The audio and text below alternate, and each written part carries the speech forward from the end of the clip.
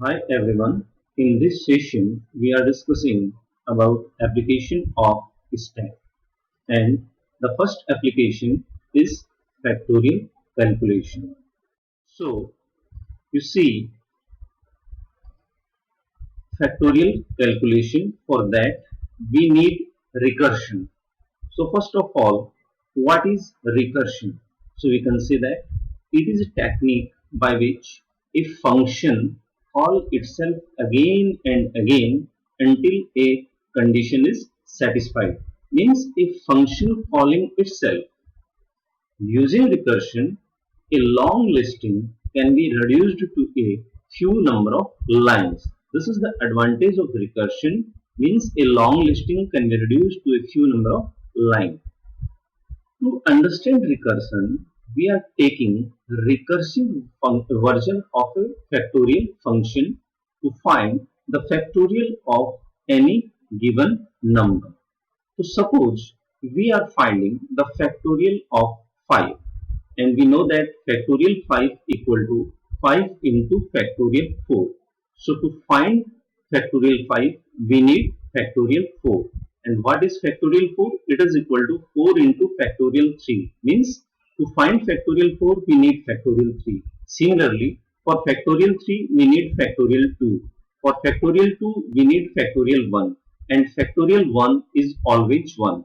So we put value of factorial 1 in factorial 2, so that we find factorial 2, which is equal to 2. We put this value of factorial 2 into factorial 3, so that we find factorial 3, which is equal to 6. Now we put this value of factorial 3 into factorial 4, so that 4 into 6, that is 24, which is the value of factorial 4, and we put this value of factorial 4 here to find factorial 5. So this is the way how we can find the factorial of any given number. So how we make a recursive call to the function? Where is the recursive calling? So we can say that it is from the definition of same function. So you see here as an example a recursive function. We define a function here. This function does not return any value, and we pass one parameter inside this function. So here we give a condition: if n is less than or equal to 1, then it returns value 1. Suppose value of n is 3. So 3 is less than or equal to 1? No. This condition becomes false. So if will not execute, it go into the else portion. Here return n plus function n minus 1 means 4 minus 1, that is equal to 3. So here we call this function again, means we are calling the function with n value.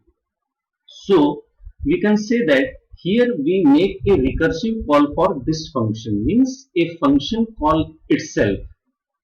So this is the way how we make a recursive call for the function. Now here you see the program to find the factorial of any given number. So suppose we use this function, it returns integer value, and we also pass one parameter inside this function. Here is the main function. First of all, we declare two variables f and n. Then first of all, we input the number to find the factorial. So suppose we input 5 here. So here we make a call for this function. Means here we call this function and we pass value of n, suppose, which is 5. So we can say that here the program control is transferred to this function, means the result will not be assigned to f. First of all, fact 5 method should complete. Only after that the result is assigned to this variable f. So the control is directly transferred to this function. Here we pass this parameter inside this function. So value of n is 5 here. So in this function, first we give this condition if n equal to 1. So this condition becomes false, means if will not execute, else block will execute. So here we make a call, that is we return the value n into fact n minus 1, means 5 into fact n minus 1, means 5 minus 1, that is equal to 4. Here you see that yes, we call this function 5 into fact n minus 1, which is equal to 4. But to multiply this expression, first of all, we should know what is the value of fact 4. What is the value of fact 4? So first of all, we have to find fact 4. So we call this function. So here value of n is 4 now. Again it checks here. If n equal to 1, again this condition becomes false. So if will not execute, again it goes to the else portion. Here the value of n is 4. 4 into fact n minus 1, means n minus 1, this is equal to 3. So to multiply again this expression, we need to know the value of fact n minus 1, means 4 minus 1, which is equal to 3. So first of all, we find value of fact 3. Now again we call this function, that is, which is a recursive call. So here value of n is 3. Again it checks if n equal to 1. So 3 equal to 1, again the condition is false. If will not execute, it goes to the else portion. Again return n, value of n is 3. 3 into fact 3 minus 1, which is 2. So to multiply this expression, again we need the value of fact 2 here. You see here fact 2. So first of all, to multiply this expression, we need fact 2, value of fact 2. So again make a call to this function. Here the value of n is 2. Again it checks n equal to 1, means 2 equal to 1. Again this condition becomes false. So if will not execute, it directly goes to the else portion. Again return n, value of n is 2. 2 into fact 2 minus 1, which is equal to 1.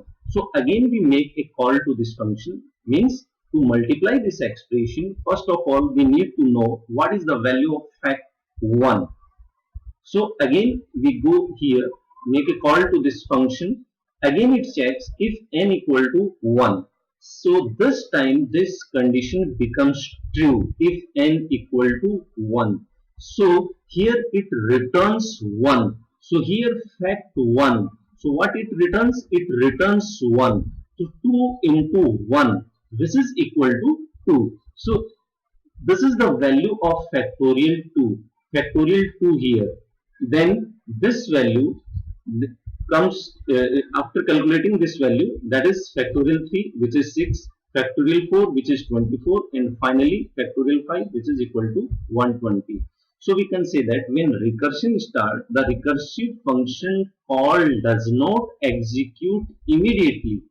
Means here we make a recursive call, means they are saved inside the stack with the value of variable.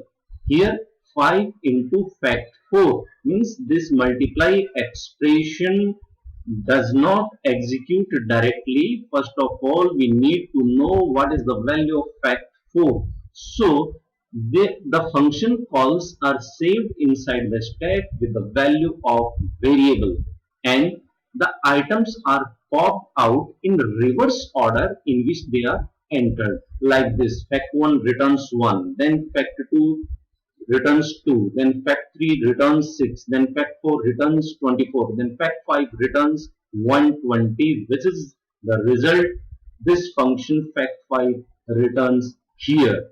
So the items are popped down in the reverse order in which they are entered. This process is called winding, and the recursion is stopped when n becomes 1 and the function returns value 1. The function calls saved inside the stack and are popped out in the reverse order and get executed. So you see here in the next slide how this function works. So first of all, you see here we make a call from the main function f equal to fact 5. So Here first of all we check the condition. If n equal to 1, this condition becomes false. So it goes to the else portion. Else return n into fact n minus 1 means 5 into fact 4. So again this expression does not execute directly. First of all we need to know what is the value of fact 4. So we call this function like this fact 4. Again it checks if n equal to 1, then again this condition becomes false. So again it goes in the else portion and return 4 into fact 3. Means to multiply this expression, first of all we need to know what is the value of fact 3. Similarly, again we make a call, recursive call to this function with value 3. If n equal to 1 means 3 equal to 1, this condition becomes false. So again it goes in the else portion and returns n into fact n minus 1 means 3 into fact n minus 1, 3 minus 1 which is 2. So to multiply this expression, first of all we need to know what is the value of fact 2. So again we call this function which is a recursive call. If n equal to 1, value of n is 2, 2 equal to 1, again this condition becomes false. So again it go in the else portion, return 2 into fact n minus 1. N minus 1 means 2 minus 1, that is equal to 1. So fact 1, we make again a call for this function which is a recursive call.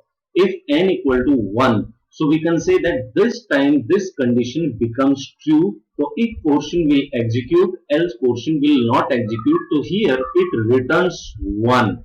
So this is the way how the function calls are pushed in the stack one by one. They directly will not execute. First of all, we need to know what is the value of fact 1, then fact 2, then fact 3, then fact 4, then fact 5, then fact 5. So first of all, this call off from the stack and it returns value 1. So here fact 2 call. So we put the value of fact 1 here. So it returns value 2 into 1 which is equal to 2. So we pop this call from the stack. It returns value 2. So here return that is 3 into fact 2 which is 2. So actually this value is equal to 6. So again it pops from the stack and here you see 4 into fact 3 and value of fact 3 is 6. So we put the value of fact 4 here, that is fact 3 here, 4 into 6 which is equal to 24. So again we pop this call from the stack and put the value of factorial 4 into this, that is 5 into factorial 4 which is 24, and it returns the value. So again we pop this and finally in the main function it returns the result, that is f equal to 120. So this is the way how the function calls are pushing in the stack and then pop one by one. So this is the application of stack. Actually how control is moving in forward direction and how the control returns back. This is completely about the factorial calculation using a recursive function call. So, thanks for watching this video.